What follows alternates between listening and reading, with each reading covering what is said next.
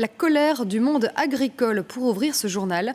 Les tracteurs ont envahi la capitale aujourd'hui. Des milliers d'agriculteurs et agricultrices ont rejoint Bruxelles pour protester contre l'accord de libre-échange entre l'Union européenne et le Mercosur. C'est l'un des sujets chauds sur la table des 27 aujourd'hui réunis en sommet européen.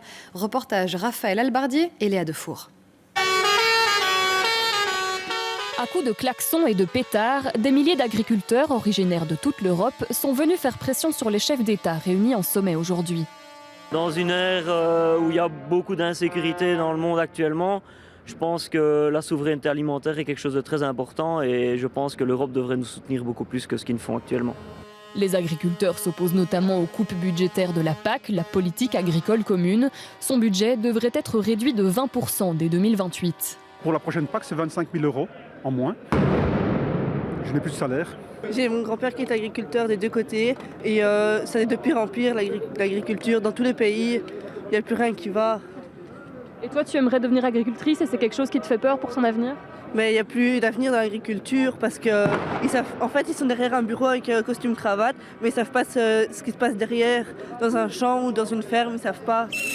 Autre sujet qui fâche, l'accord de libre-échange avec des pays du Mercosur qui pourrait être signé ce samedi au Brésil et qui faciliterait l'importation de produits agricoles sud-américains, une concurrence jugée comme déloyale. Il y a des produits phytosanitaires par exemple qui sont interdits chez nous, qui sont encore employés là-bas. Et les produits qui sont produits là-bas sont réimportés chez nous. Mais bon, ça ne va pas, on ne sait pas faire face à ça, quoi. On nous a demandé une durabilité, on a amélioré l'agriculture beaucoup plus durable et tout. Et maintenant, on ne veut plus de nos produits. C'est quand même pas normal. Cet après-midi, l'ensemble du cortège se rejoindra sur la place du Luxembourg où les manifestants espèrent bien se faire entendre par les institutions européennes et surtout par Ursula von der Leyen, la présidente de la Commission. Vous parlez avec n'importe quel parlementaire, ils disent qu'on a raison. Et elle décide, elle fait ce qu'elle veut. C'est elle qui doit dégager. Elle doit dégager. La circulation devrait être fortement perturbée jusque tard ce soir. Certains transports en commun sont à l'arrêt. La police déconseille fortement l'usage de la voiture.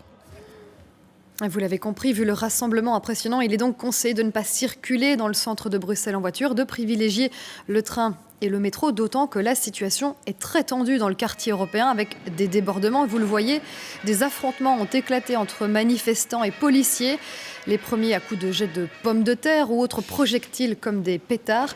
Certains agriculteurs ont aussi tenté de passer outre le périmètre de sécurité établi par la police. Police qui a répondu en utilisant des gaz lacrymogènes et des canons à eau. On va tout de suite se rendre dans le quartier européen, au cœur de la manifestation où vous vous trouvez. Bonjour Laurent Henrard. Le climat est toujours très tendu. Exactement, la situation est toujours très tendue ici dans le quartier européen, une place encerclée par des centaines de tracteurs. Nous nous sommes un peu écartés des points chauds pour assurer ce direct, mais regardez sur ces images d'Étienne Letellier, il y a là-bas, à quelques centaines de mètres devant nous, les deux entrées vers le Parlement européen et c'est là qu'on assiste à un affrontement entre les forces de l'ordre et les agriculteurs qui lancent régulièrement des pétards en permanence, même des feux d'artifice également. Il y a aussi d'autres projectiles comme des pommes de terre, on a pu voir aussi des feux allumés de temps en temps, notamment ici sur cette place du Luxembourg. La police qui riposte avec notamment des lances à eau. Vous voyez ici toujours sur ces images des détritus, des bouteilles qui ont pris feu il y a quelques heures d'ici parce que les agriculteurs sont ici déjà depuis plusieurs heures, tôt ce matin pour la plupart, pour se faire entendre par le monde politique. J'ai pu m'entretenir avec quelques agriculteurs qui viennent de différents coins de Wallonie et tous disent vouloir être entendus par le monde politique. Ils ne bougeront pas d'ici avant plusieurs heures, me disent-ils. La situation risque donc bien sûr de durer encore un bon bout de temps ici, place du Luxembourg. Merci beaucoup à vous Laurent Henrard. Et vous l'avez dit, pour arriver très tôt ce matin, eh bien, certains agriculteurs sont partis encore plus tôt. Il faut dire qu'ils se préparent depuis des semaines à cette manifestation.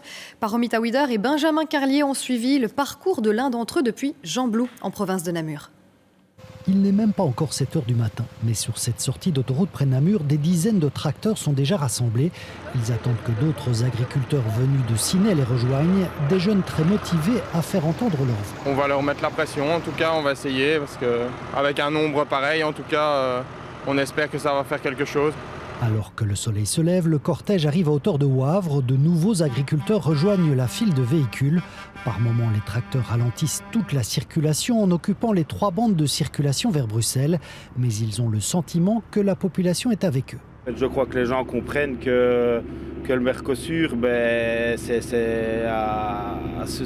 sera quelque chose de néfaste pour tout le monde. Et l'arrivée dans Bruxelles sera assez chaotique. Des tracteurs dans des petites rues au milieu de la circulation, ça coince à de nombreux endroits. On sait que c'est pas facile parce qu'on bloque les routes, mais une fois qu'on est arrivé à Bruxelles, on voit tout le monde qui nous fait des pouces et qui nous applaudit. Donc on voit que notre mouvement sert un peu à quelque chose et que la population est sensibilisée. Effectivement, de nombreux Bruxellois sont sortis de chez eux pour leur apporter leur soutien. Une photo, un signe, ils comprennent leur combat. Il y avait un slogan qui était pas mal: enfants on en rêve, adultes on en crève. Apparemment, ils ont des revenus qui sont en deçà même du salaire minimum. Après 5 heures de trajet pour une quarantaine de kilomètres, les voilà enfin arrivés dans le quartier européen. Les tracteurs sont parqués en plein milieu de la rue Belliard. Il est l'heure d'aller faire entendre leur voix. Si tu vas pas, c'est que tu es d'accord avec ce qu'ils vont faire. Et j'ai dit non, je suis pas d'accord. Mais alors il faut y aller. Voilà, alors j'espère que ça va changer, mais on verra bien. Voilà. Des agriculteurs pour qui la journée s'annonce bien longue, car après avoir manifesté, ils devront reprendre leur tracteur pour le chemin retour vers leur exploitation agricole.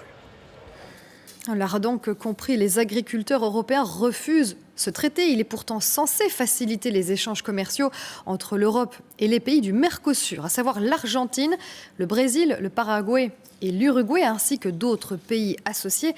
On va essayer de bien comprendre ce qu'ils représentent avec vous. Bonjour Alice Debatty. Bonjour Anne-Sophie. Alors, que contient concrètement cet accord ? Vous l'avez dit, l'accord vise à renforcer les relations commerciales entre l'Union européenne et les pays du Mercosur.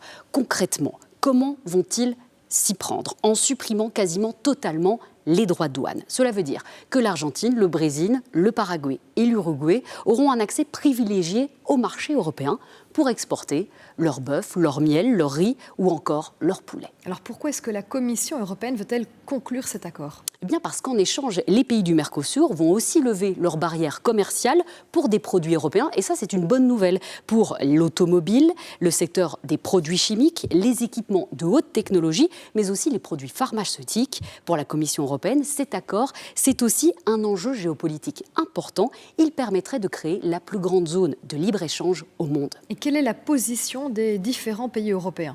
Eh bien, la France et l'Italie réclament, eux, un report de l'accord. La Pologne et la Hongrie, eux, freinent. L'Allemagne, l'Espagne, le Portugal ou encore les pays nordiques sont pour. La Belgique, elle, est divisée. Le cas échéant, elle devrait s'abstenir. Merci beaucoup Alice pour ces précisions, voilà, qui étaient donc très claires. Et voilà aussi pour ce large chapitre sur cette mobilisation des agriculteurs.